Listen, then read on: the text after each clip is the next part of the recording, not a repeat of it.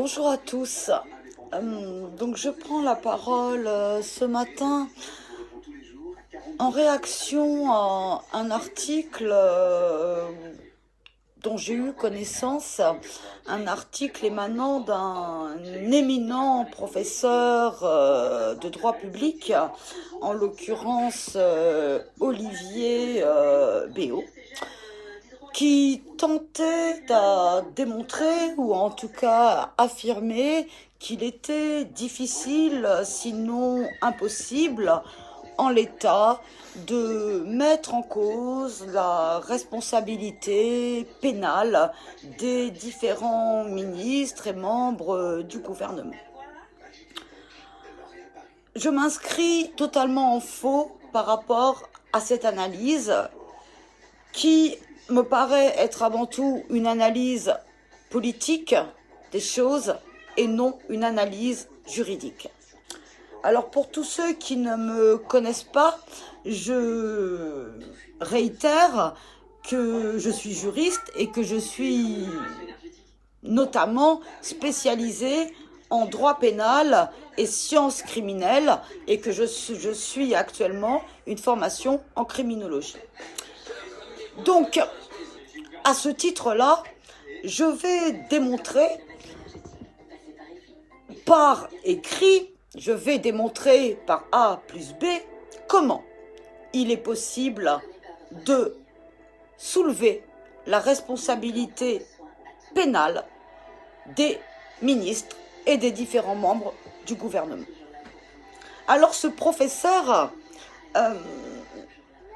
dont je répète l'analyse est beaucoup plus politique que juridique, ce professeur en droit public essaie de minimiser le caractère pénal des omissions, des actions de nos dirigeants. Alors, la première chose, c'est que je m'interroge sur l'obédience politique de ce professeur de droit. Lorsque l'on fait du droit, on tente à l'objectivité et on tente à l'application du droit, strictement le droit. Je doute de ce qui a animé ce professeur lorsqu'il a écrit cet article, mais je peux vous assurer que la responsabilité pénale des membres du gouvernement peut être mise en question. Alors, c'est un exercice un petit peu nouveau pour ceux qui me rejoignent.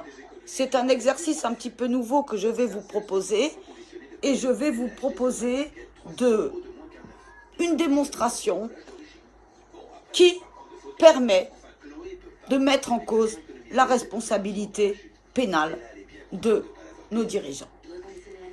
Parce qu'il est très bien de parler d'une comparution éventuelle devant la Cour de justice de la République.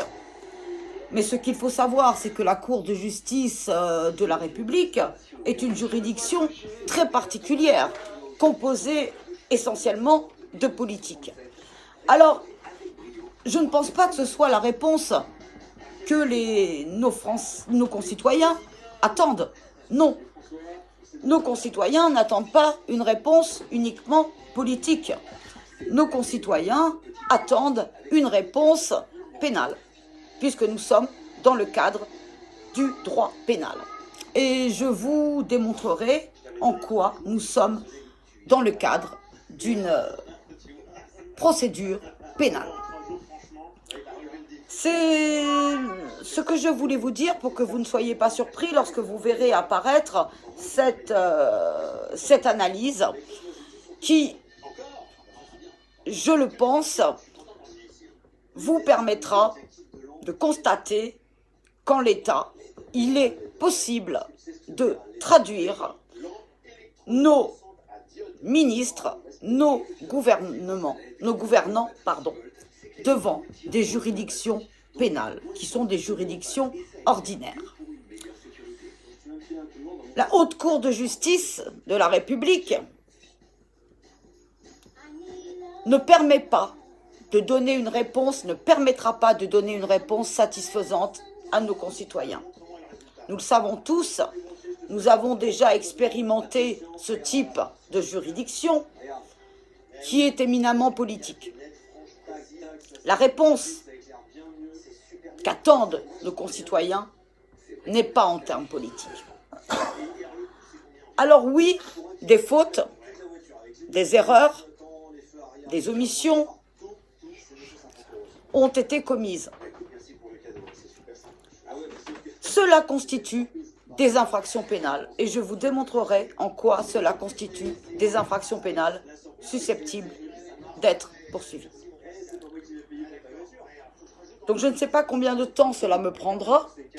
Je suis souffrante aujourd'hui, donc je pense que je ne vais pas avoir beaucoup de temps pour me consacrer à cette démonstration purement juridique. Mais à un moment donné, il faut revenir au droit. La politique, jusqu'à maintenant, a prévalu dans la gestion de cette crise. Le droit doit reprendre sa place. Et si sanction il doit y avoir, sanction il y aura. Je publierai auparavant cet article du professeur Olivier Béot. Je le publierai et j'y répondrai de manière uniquement juridique, sans faire de la politique. Je vous répondrai en des termes de droit. Je ne vous répondrai pas en des termes politiques. Ce professeur induit par son article de nombreuses personnes en erreur en disant, en affirmant qu'il était quasiment impossible d'agir sur le plan pénal. Je vous démontrerai le contraire. Je vous démontrerai que nos gouvernants sont susceptibles d'être présentés devant des juridictions pénales. En tant qu'auteurs d'infractions, je les caractériserai, je les détaillerai. Alors excusez-moi de parler peut-être un petit peu en langage juridique, mais le droit doit revenir, le droit. On nous parle, on nous gausse d'état de droit. Alors laissons toute sa place au droit. Nous avons des responsabilités claires. Nous avons des culpabilités qui ne font quasiment aucun doute. C'est ce que je vous propose dans les jours prochains, de construire une sorte de plaidoyer pour mettre en cause la responsabilité pénale de nos dirigeants. Alors je sais que cette analyse ne fera absolument pas la majorité. Le but, c'est d'ouvrir les débats sur cette question. Et je pense que la plupart d'entre vous arriveront à la même conclusion que la mienne, à savoir que nos gouvernants ne peuvent pas, ne doivent pas échapper à la responsabilité pénale qui est la leur. Il est trop facile de parler en termes de responsabilité politique et d'attendre une sanction de la part des électeurs. C'est trop facile et ce n'est pas ce que nous attendons. Alors, je me lance dans ce travail qui me prendra quelque temps parce qu'il n'est pas question de vous faire part simplement de mon ressenti, mais il est question d'argumenter, et d'argumenter à partir d'articles de droit et de réflexion juridique. Voilà ce que je voulais vous dire ce matin, parce que j'en ai assez. J'en ai assez de ces personnes, qu'ils soient juristes, qu'ils soient politiciens, qui essaient de minimiser l'ampleur des erreurs commises par ce gouvernement. On minimise, on évite, on contourne. Moi, je n'éviterai pas, je ne contournerai pas. Je vous dirai comment il est possible qu'un jour prochain, nos gouvernants comparaissent devant des juridictions ordinaires de droit pénal. Ils le méritent au regard des actes, des omissions qui sont les leurs. Et ne pas retenir la responsabilité pénale de nos gouvernants serait manquer de respect à l'égard de tous ceux qui sont partis, de tous ceux qui vont partir, de ces familles. Seul le droit pénal, à mon sens, peut apporter. Il n'y a pas de réponse satisfaisante à apporter lorsqu'on a perdu un proche. Rien ne fait revenir un proche. Par contre, il est important pour ces familles d'être reconnues comme victimes, et je pèse le mot, d'infractions pénales commises par nos gouvernants. On en est là. Et beaucoup me diront encore, oui, ça y est, t'exagères, voilà. Non, je n'exagère pas. Je vous démontrerai les choses par A plus B et vous serez en mesure de me contredire. Vous serez en mesure d'alimenter. Parce que si nous voulons nous situer à un moment donné dans le cadre de l'action, c'est aussi par le biais de cette action-là. Et cette action-là est neutre puisqu'elle repose sur le droit. Le droit est le dernier refuge face à la politique politicienne. Alors oui, je vais me livrer à ce travail de démonstration, d'explication. Et je vous démontrerai que, fussent-ils ministres ou membres ou secrétaires d'État, membres du gouvernement, que ces personnes-là peuvent, en application stricte du droit pénal, être traduites devant les juridictions compétentes. Nous ne demandons pas des réponses politiques. Nos concitoyens demandent des réponses tangibles et seul le droit pénal permet d'apporter ces réponses tangibles. Donc voilà ce que je vous propose de faire.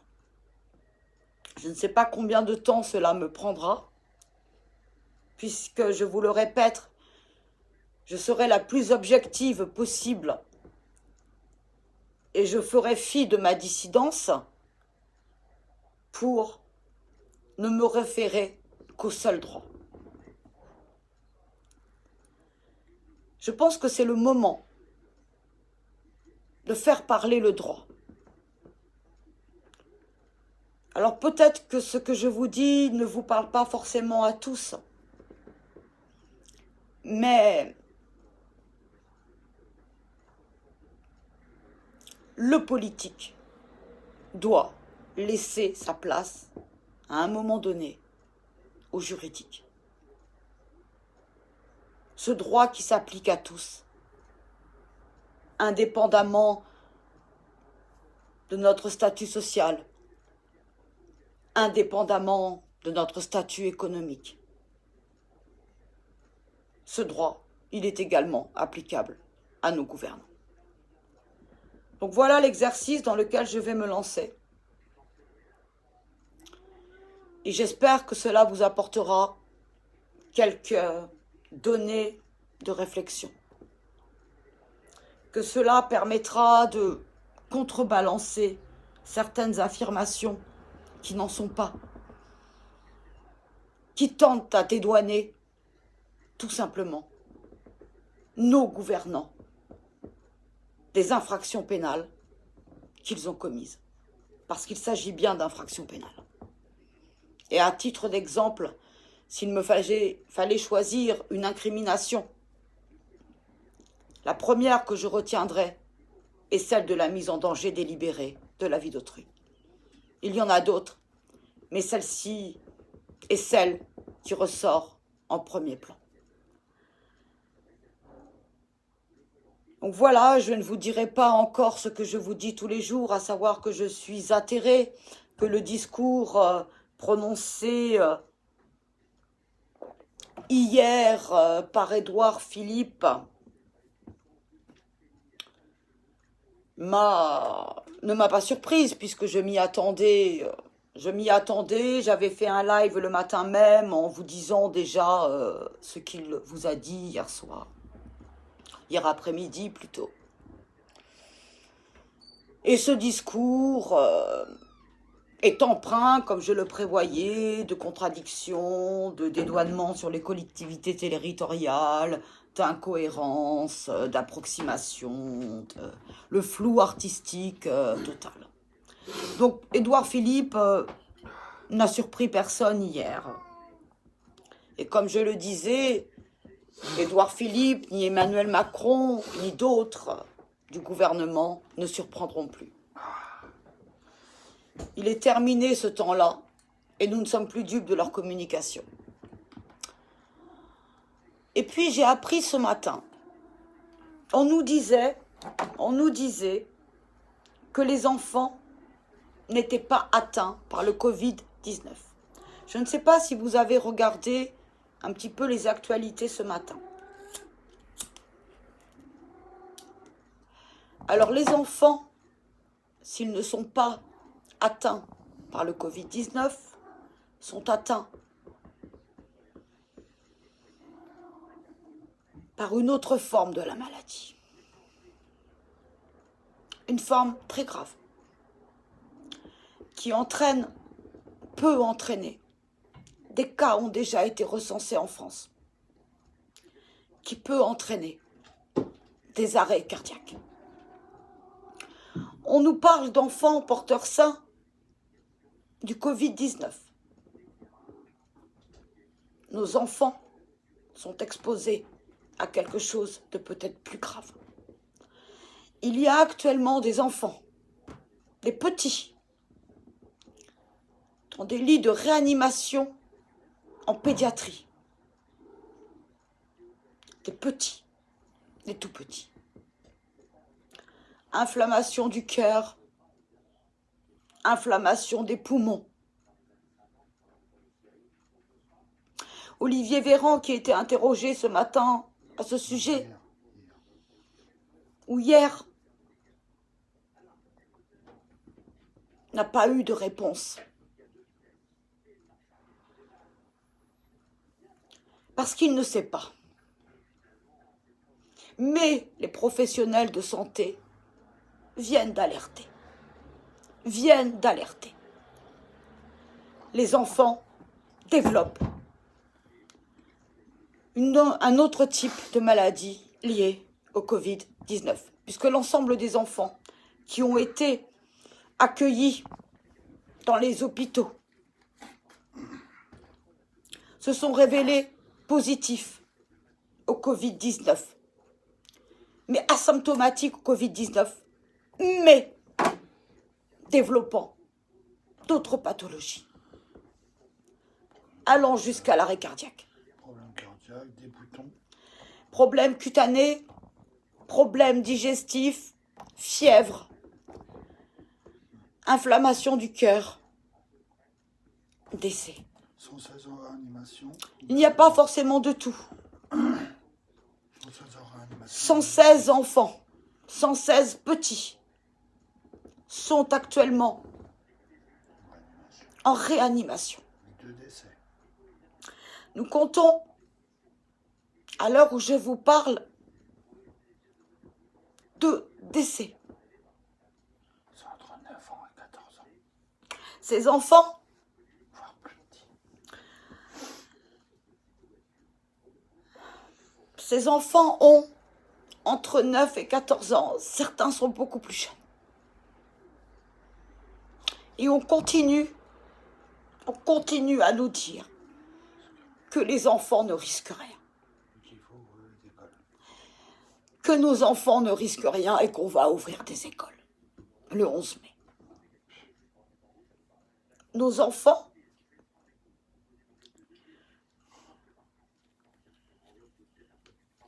sont Je suis en danger. Nous, en danger. voire plus. Sont en danger. Ça se voit. Et ces enfants, nous savons tous que les enfants ont des systèmes immunitaires en cours de construction.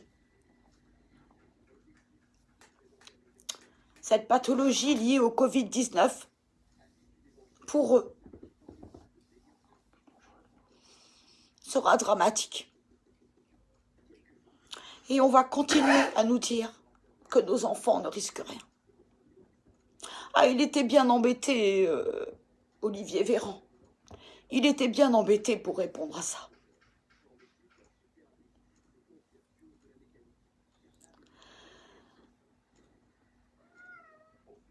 Oui, Fabienne, j'ai eu l'information de manière très succincte. Ils en parlent très peu aux médias. Je l'ai eu ce matin sur BFM, où Olivier Véran parlait et où un professeur parlait également de cette nouvelle pathologie qui touche essentiellement les enfants, sinon exclusivement les enfants, et qui est liée directement au Covid-19. Ces enfants ont été testés positifs au Covid-19, mais ont développé des symptômes légèrement différents. 2 sont décédés. 2 sont décédés. Je rappelle la tranche d'âge. Et encore là, nous avons peu de précision parce que imaginez-vous bien que lorsque tout ça va avoir une ampleur médiatique un peu plus importante, imaginez-vous bien quel impact cela va avoir. On nous a bassinés pendant des mois en nous disant que nos enfants ne risquaient rien. C'est faux. La preuve est là aujourd'hui, 116 enfants, des tout petits, en réanimation. Alors va-t-on prendre le risque d'envoyer nos enfants, nos tout petits, dans les crèches, dans les écoles maternelles, dans les écoles primaires? Bon, le lycée, visiblement la réouverture, elle a été repoussée, je ne sais pas pourquoi. Tout ça pour vous dire que tout ce qui vous est dit est faux. Et vous verrez, regardez, soyez attentifs aux actualités. Je pense que l'information repassera. Je suis sur la télé depuis ce matin. Cette information n'est passée qu'une seule fois. J'ai eu la chance de la saisir. La chance. Pas la chance. Oui, Fabienne. Ils vont 2 enfants. Ils vont dire, 2 enfants sont pour le moment décédés. Arrêt cardiaque. Ils vont dire ça, pourquoi? Parce que maintenant ils savent que les parents ils vont emmener leurs enfants à l'école. Ils s'en foutent, ils disent la vérité maintenant.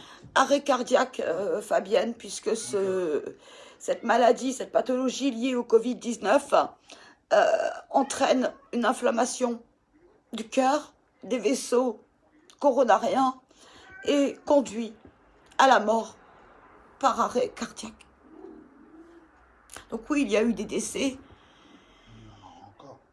Il y en a eu 2 pour l'instant, peut-être un peu plus.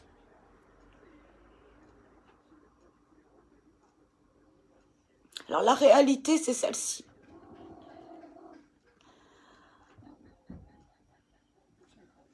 il dit ça une fois qu'il a dit les enfants ils peuvent retourner à l'école. Alors on fait quoi? On envoie nos enfants à l'école? Ils s'en foutent. Ils s'en foutent. On envoie ces porteurs sains à l'école? Si les parents vont travailler, ça nous fait des sous. Non. N'envoyez pas vos enfants à l'école.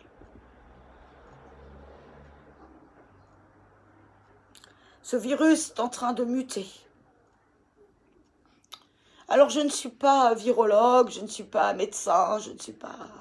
Non. J'observe. Ce virus est en train de muter. Et oui, nos enfants, nos tout petits, sont touchés d'une autre manière. Je répète les signes. Éruption cutanée, fièvre. Il n'y a pas de tout. Vomissement. Modification du rythme cardiaque. Inflammation des vaisseaux coronariens. Inflammation du cœur. Protégez vos enfants. Ne les mettez pas à l'école le 11 mai. S'il vous plaît. Et j'espère que nous aurons plus d'informations sur cette nouvelle forme de virus qui atteint nos plus jeunes. Connaissant la transparence dont fait preuve le gouvernement, je doute. Alors il appartiendra à chacun de nous d'essayer d'aller nous informer. Des médecins parlent.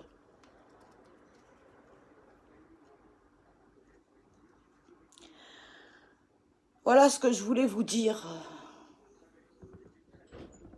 très brièvement. Très brièvement ce matin. Parce qu'il est juste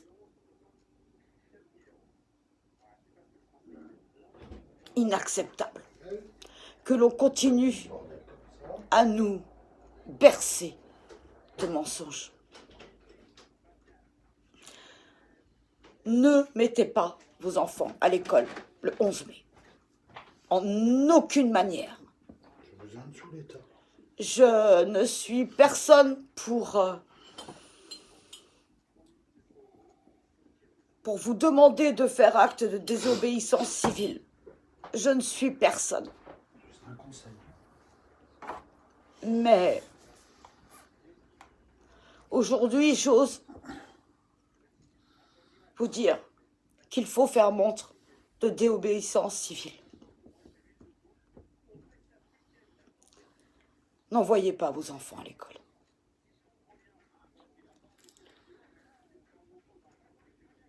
Voilà, je sais que peut-être ce matin, mon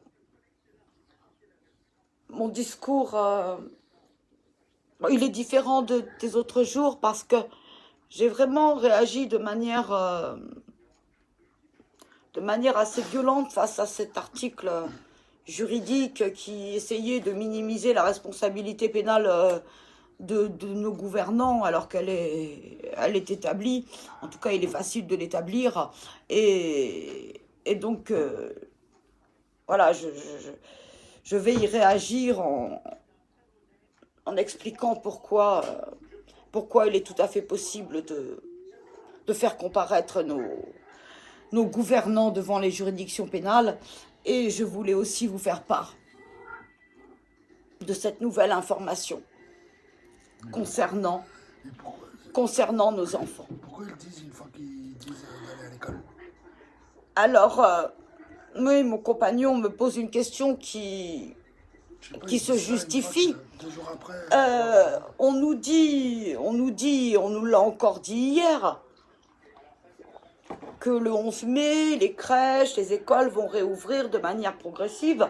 Bien sûr, on laisse toute l'organisation aux maires, hein, surtout l'État se dédouane de toute responsabilité. Et aujourd'hui, on apprend que ce qu'ils savaient très certainement depuis un certain temps, mais qu'ils ne nous ont pas dit, Aujourd'hui, on apprend que nos enfants souffrent, sont atteints d'une maladie liée directement au Covid-19. Fût-il porteur sain au Covid-19 qui contracte une autre maladie liée au Covid-19, qui entraîne la mort.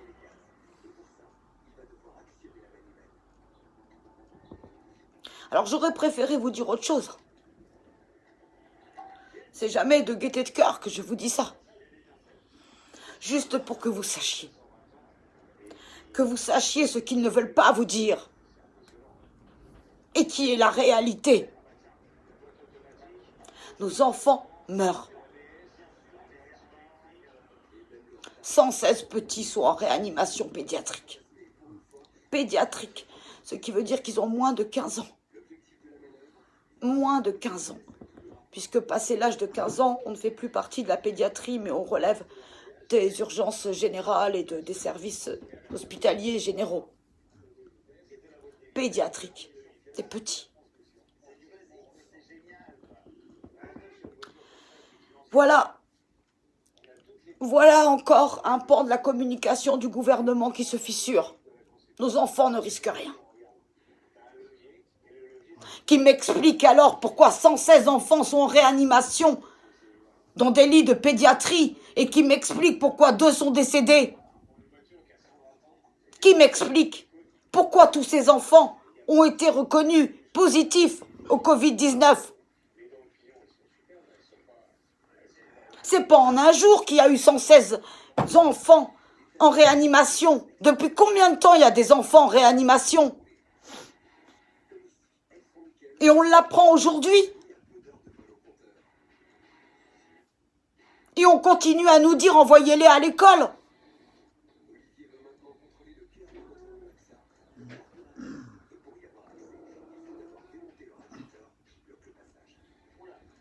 Jusqu'où ira ce gouvernement?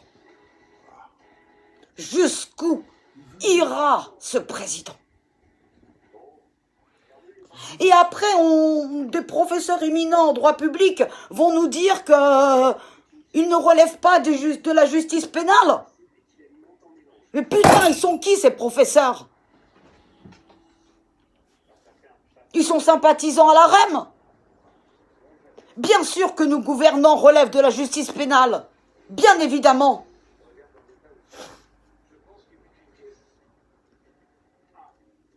Minimiser dans ces situations-là est inconcevable, est inacceptable. Et je suis en colère.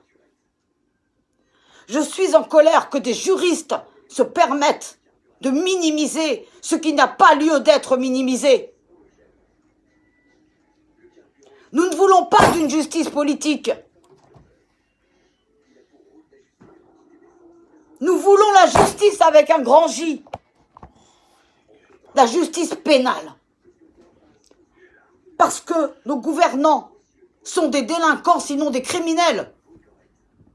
Et j'ose le dire. Des criminels. Et cette information que j'ai apprise aujourd'hui me conforte encore plus dans cette analyse que j'ai depuis le début. Alors, s'il vous plaît, je ne suis personne, je le répète. N'envoyez pas vos enfants à l'école. En aucun cas. N'envoyez pas. Alors, je soupçonne, moi, le gouvernement. Ça reste un soupçon. Je connais suffisamment la REM pour savoir de quoi elle est capable. Je m'attends à quelque chose. Je m'attends à ce que les parents qui n'envoient plus leurs enfants à l'école voient leurs allocations coupées. Je me trompe peut-être. Non mais là, ça serait foutage de gueule. Mais il ne faudra pas vous étonner si vous refusiez légitimement d'envoyer vos enfants à l'école et que par derrière, vos allocations soient coupées. Parce que je le réitère encore une fois, Et je crois que vous l'avez tous compris ici, que ce gouvernement n'a qu'une seule priorité, c'est l'économie. Alors ils vont rogner sur ce qu'ils peuvent rogner. Et on va tout faire pour vous obliger à emmener vos enfants à l'école. Y compris, sûrement, vous couper vos allocations familiales. Ils en sont capables. Et j'espère me tromper. J'espère me tromper sur mon analyse. Donc voilà ce que je voulais ce matin vous dire. Nos enfants sont bel et bien touchés. Je réitère le chiffre, qui est un chiffre provisoire. C'est la première fois qu'ils en parlent. Ce chiffre est apparu pour la première fois ce matin, comme sorti du chapeau. 116 enfants en réanimation pédiatrique. 2 enfants décédés. Alors pourquoi ils disent on va laisser mourir les personnes âgées? Alors voilà, vous ferez votre propre opinion des choses. La mienne, elle est déjà faite.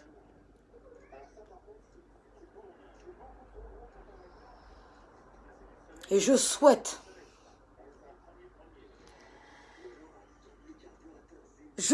que ce gouvernement, que ce président réponde de leurs actes criminels. Je le souhaite. Et je contribuerai personnellement à toute action visant à les faire comparaître devant les juridictions pénales. Je le souhaite. Je vous remercie.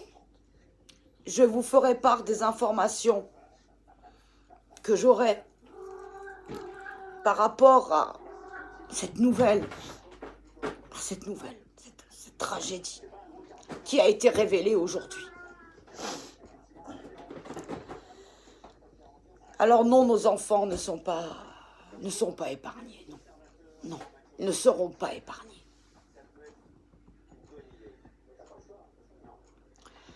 Un gouvernement, un chef de l'État qui ne respecte pas son avenir, c'est plus petit, ne sont plus légitimes à se revendiquer d'une quelconque représentativité. Excusez-moi, j'ai un peu d'émotion. Ils ne sont plus légitimes.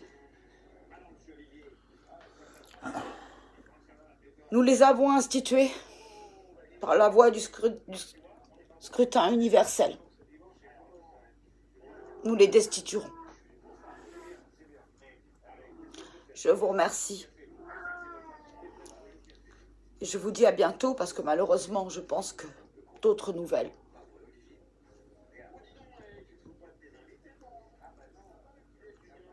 J'ai du mal à parler de nouvelles parce que c'est terrible. Que d'autres informations arriveront. Toutes plus dramatiques les unes que les autres. Et ce gouvernement, ce président en sont responsables. Ne mettez pas vos enfants à l'école le 11 mai. Ne les mettez pas. Je vous remercie. Prenez soin de vous. Prenez soin des autres. Protégez vos enfants. On nous a menti en nous disant que nos enfants n'étaient pas à risque. On nous a menti.